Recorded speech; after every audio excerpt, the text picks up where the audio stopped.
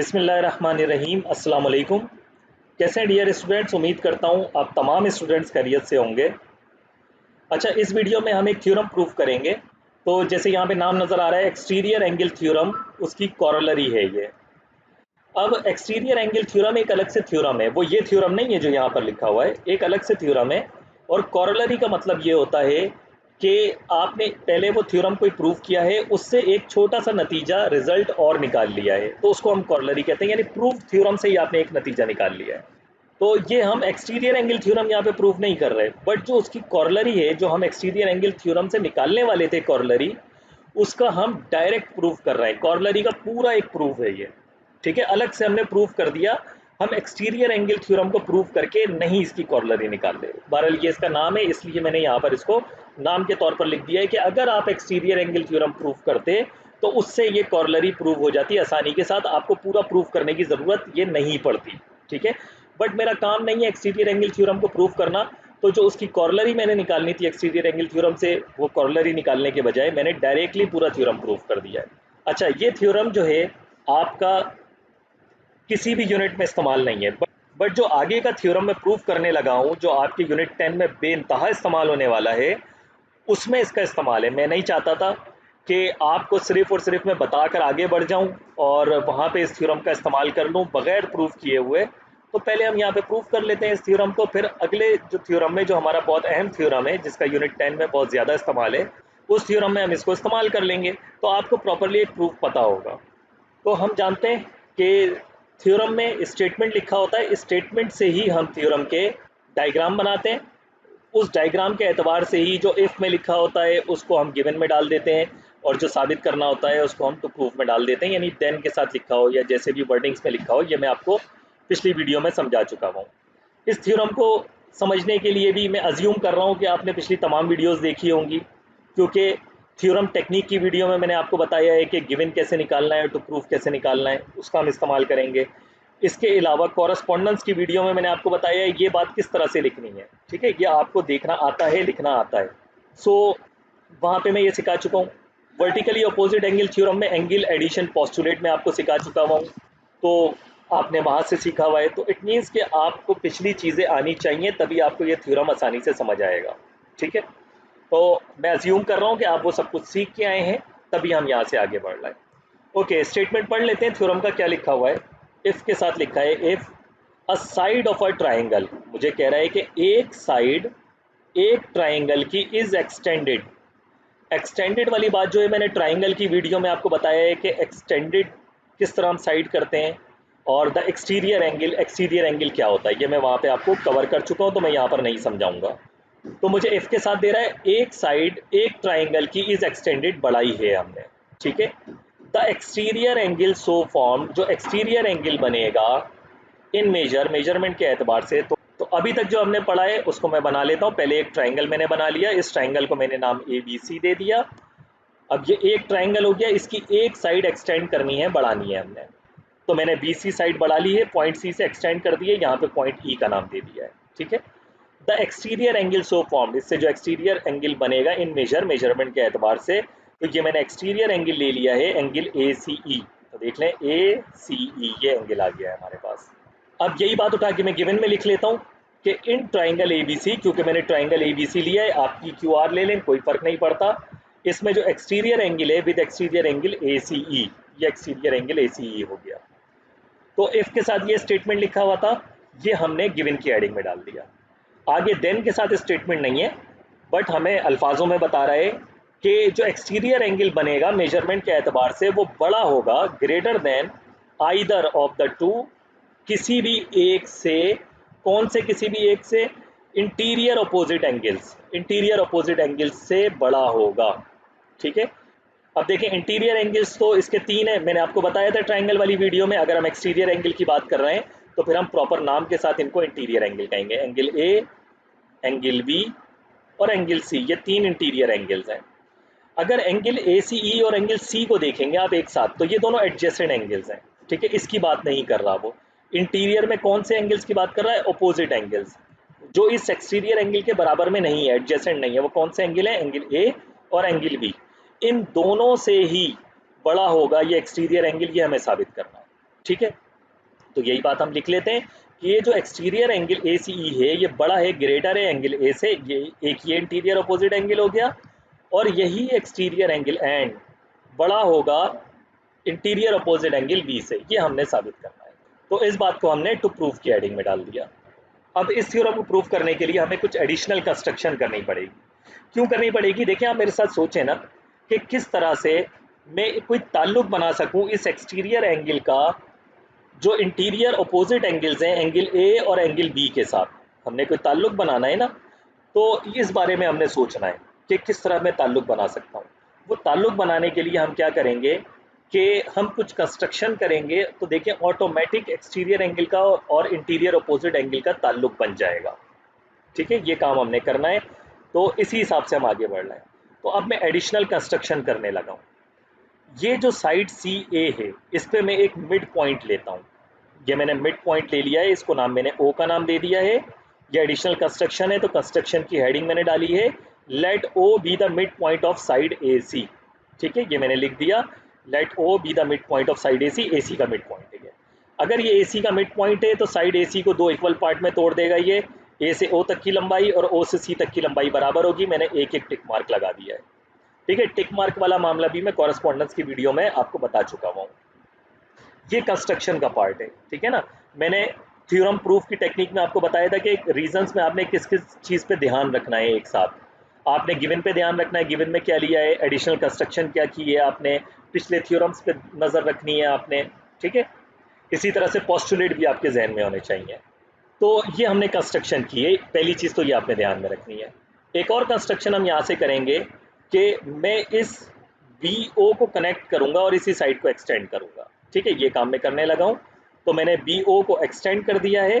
अब जितनी length B O की है, ठीक है, जितनी लेंथ बी से ओ तक की है, इसी प्रोड्यूस साइड पर जो बी ओ को मैंने प्रोड्यूस किया है उतनी ही लंबाई जितनी बी ओ की है उतनी ही लंबाई मैंने यहाँ पर बना दी और इस पॉइंट को मैंने डी का नाम दे दिया। ठीक है, ये काम भी मैंने कंस्ट्रक्शन की है, क्योंकि ये हमें थ्योरम के गिवन में नहीं दिया गया, ये हम एडिशनल कंस्ट्रक्शन कर रहे हैं। ठीक है, ये बात आपने जहन में रखनी है। तो अभी तक हमने क्या कंस्ट्रक्शन की है, ओ मिड पॉइंट लिया है जिससे मुझे ये पता लग गया ए ओ और सी ओ बराबर है। और क्या कंस्ट्रक्शन की है, बी ओ और ओ डी बराबर है। ठीक है, ये कंस्ट्रक्शन में हमने लिया है। अब मैं क्या करने लगा हूँ, सी डी को आपस में कनेक्ट करने लगा हूँ ताकि ये एक ट्राइंगल बन जाए। तो जैसे ही मैंने सी डी को कनेक्ट किया तो एक ये ट्राइंगल बन गया, एक ये ट्राइंगल बन गया। ठीक है, आपको देखिए अभी पता लग जाएगा कि किस तरह से इन दोनों ट्राइंगल्स का ताल्लुक बन जाएगा एक्सटीरियर एंगल के साथ। अब ये चीज़ मुझे नज़र आ रही है, तो इसमें जो आपको पिछला थ्योरम मैंने वर्टिकली अपोजिट एंगल थ्योरम समझाया था उसके एतबार से देखें एक ये लाइन है, ऑल्दो सेगमेंट बने हुए हैं, लेकिन बिल्कुल पहली वीडियो में मैंने आपको बताया था ना, पॉइंट लाइन सेगमेंट की वीडियो में जब हम एंगल्स की बात करेंगे तो आपने किस तरह से देखना है, रेज देखनी है। ठीक है, तो पहले थ्योरम के मुताबिक वर्टिकली अपोजिट एंगल थ्योरम के मुताबिक ये दो लाइंस मुझे नजर आ रही हैं, तो इनके वर्टिकली अपोजिट एंगल्स बराबर होंगे। तो ये जो दो एंगल्स हैं, एंगल ए ओ बी और एंगल सी ओ डी, ये दोनों वर्टिकली अपोजिट एंगल्स हैं, ये दोनों भी बराबर हैं।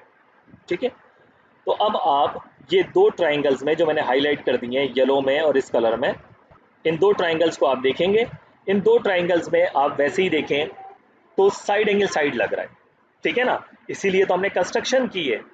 देखें साइड, एक एक टिक मार्क के साथ ये दोनों साइड आ गई, फिर ये इंक्लूड एंगल आ गया दोनों ट्राइंगल्स के अंदर, फिर ये दो दो टिक मार्क के साथ ये साइड आ गई, तो साइड एंगल साइड लग रहा है। ठीक है, अब मैं अगर इस ओरिएंटेशन में जा रहा हूँ, इस ट्राइंगल में एक टिक मार्क से दो टिक मार्क वाली तरफ जा रहा हूँ, तो दूसरे ट्राइंगल में एक टिक मार्क से दो टिक मार्क की तरफ जाना पड़ेगा इस ओरिएंटेशन में।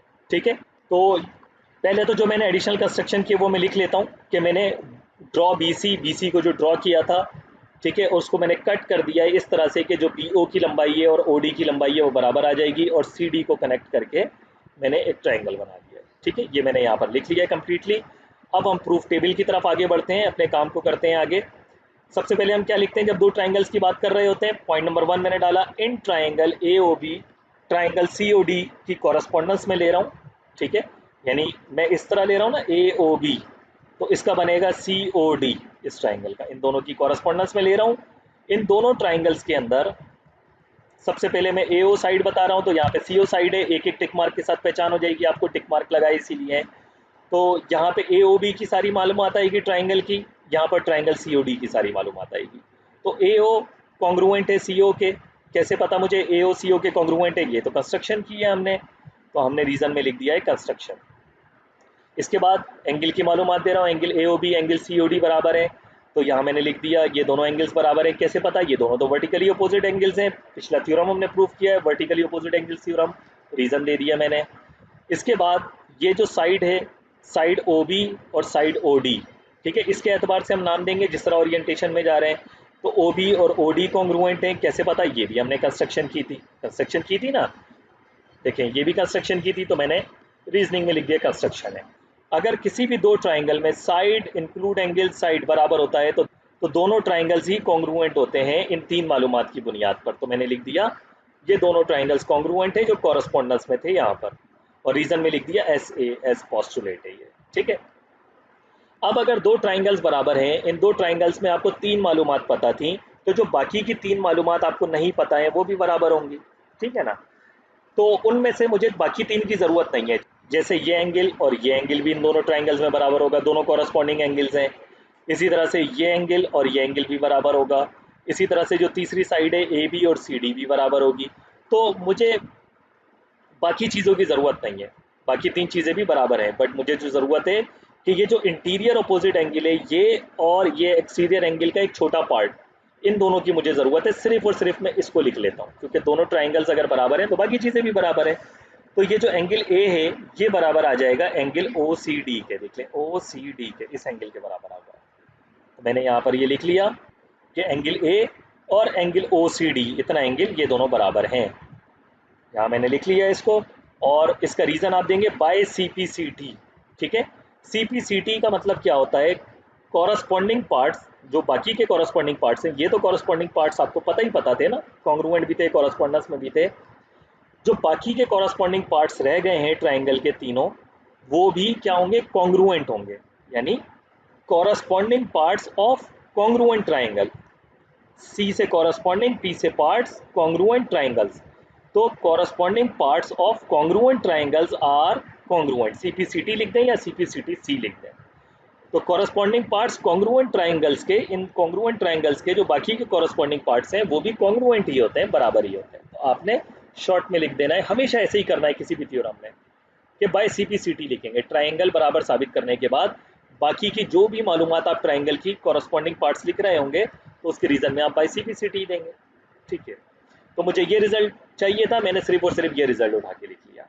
अब इसको हम संभाल के रख लेंगे, इसका अगले स्टेप में काम आएगा। अब पॉइंट नंबर 2 मैंने डाला, यहाँ तक मेरा काम हो चुका है, इस रिजल्ट को मैंने संभाल के रख लिया है। अब ये जो पूरा एक्सटीरियर एंगल ACE है, ठीक है ना, ये एक्सटीरियर एंगल इन दो छोटे एंगल्स के बराबर होगा, एक इस छोटे एंगल के और एक इस छोटे एंगल के, दोनों एडजेसेंट एंगल है, एंगल OCD और एंगल DC। तो एंगल एडिशन पोस्टुलेट में जानता हूँ कि ये जो टोटल एंगल ACE है ये बराबर होगा angle OCD plus angle DCE के। यही काम मैं पॉइंट नंबर 2 में लिख रहा हूँ कि जो एक्सटीरियर एंगल ACE है ये बराबर है angle OCD plus angle DCE के, क्योंकि ये दोनों एडजेसेंट एंगल्स हैं, ये इस एंगल के बराबर है जो कि हमारे लिए एक्सटीरियर एंगल है ट्राइंगल का। इसको हम कहते हैं एंगल एडिशन पोस्टुलेट, पिछले थ्योरम में मैं आपको समझा चुका हूँ। अब नेक्स्ट स्टेप में देखें मैंने क्या काम किया है।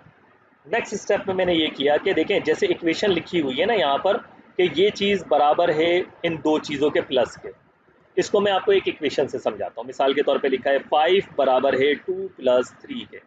अगर मैं इक्वेशन की जो ये राइट साइड है इसमें से 3 को ख़त्म कर दूँ तो क्या होगा? ऑटोमेटिक जो लेफ्ट साइड है वो बड़ी हो जाएगी, राइट साइड छोटी हो जाएगी। भाई ऐसे ही होगा ना, 5 बड़ा हो जाएगा 2 छोटा हो जाएगा, तो ऑटोमेटिक लेफ्ट साइड बड़ी हो जाएगी, राइट साइड छोटी हो जाएगी। तो यही काम हम करने लगे हैं मैथमेटिक्स की प्रॉपर्टी के एतबार से।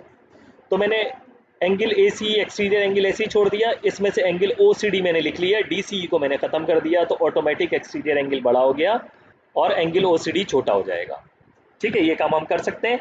रीज़न में मैंने लिख दिया कि whole is greater than is parts, यानी जो होल है जो वो है वो छोटे पार्ट से बड़ा होगा, ग्रेटर होगा, ओके। अब इस रिजल्ट को देखें, एंगल OCD खुद किसके बराबर था? एंगल A के बराबर था। तो OCD लिखूं या एंगल A लिखूं, बात तो एक ही है ना। यहाँ मैंने प्रूव किया है कि ये जो एंगल है ये एंगल A के बराबर है, तो एंगल OCD लिखें या एंगल A लिखें, बात एक ही है। तो एक्सटीरियर एंगल इसी तरह आ गया, ग्रेटर देन का निशान इसी तरह आ गया, एंगल OCD की जगह मैंने लिख दिया एंगल A, ठीक है।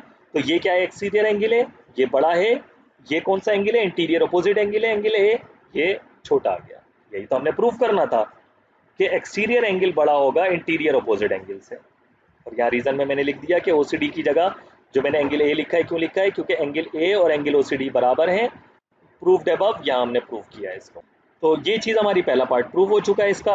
बिल्कुल इसी तरह से जैसे एक्सटीरियर एंगल यहाँ पे बड़ा आ गया है एंगल ए से, अगर आप इस डायग्राम को सेम कंस्ट्रक्शन करते और आप लेते यहाँ पर एक पॉइंट इस साइड पर, ठीक है, तो ये एक एक टिक मार्क के साथ बराबर आ जाती। इस पॉइंट को मैं ओ का नाम दे देता।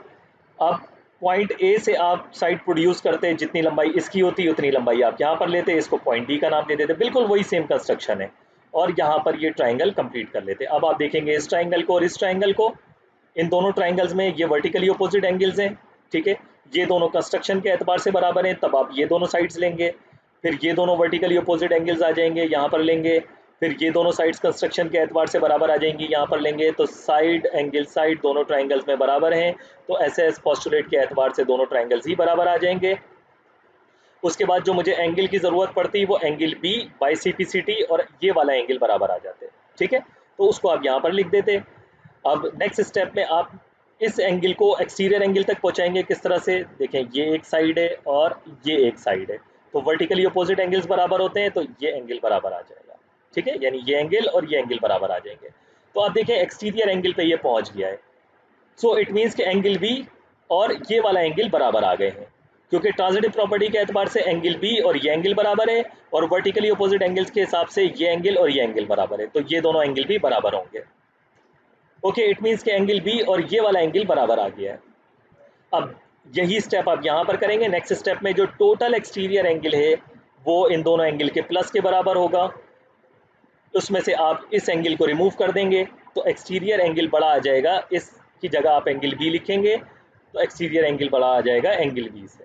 तो होप कि आपको ये समझ आया होगा कि नेक्स्ट स्टेप भी बिल्कुल by the same above process आप कर सकते हैं कि एंगल ACE बड़ा होगा इंटीरियर अपोजिट एंगल बी से। सो होप कि आपको ये थ्योरम समझ आया होगा। इससे आपको क्या सीखने को मिला? जो एक्सटीरियर एंगल होता है किसी भी ट्राइंगल में, वो हमेशा बड़ा होता है इंटीरियर अपोजिट एंगल से।